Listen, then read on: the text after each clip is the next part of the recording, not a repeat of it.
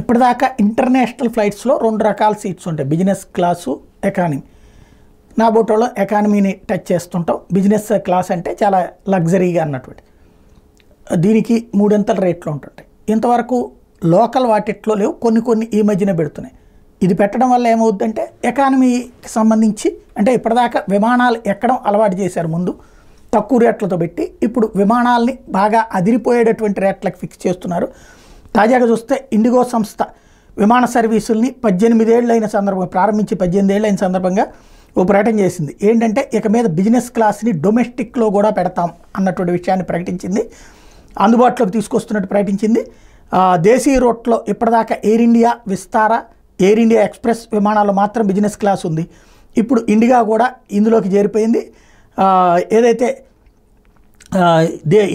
ఇండిగోలో ఇప్పటిదాకా దేశీయ విమాన మార్కెట్లో 61% ఉంది. ఇండిగో సంస్థ ప్రతిరోజు 33 విదేశీ నగరాలతో సహా మొత్తం 120 గమ్యస్థానాలకి దాదాపు 2000 సర్వీసులు నడుపుతోంది. ఇప్పుడు లోకల్గా కూడా ఈ సర్వీసెస్ పెట్టడానికి రెడీ అవుతుంది.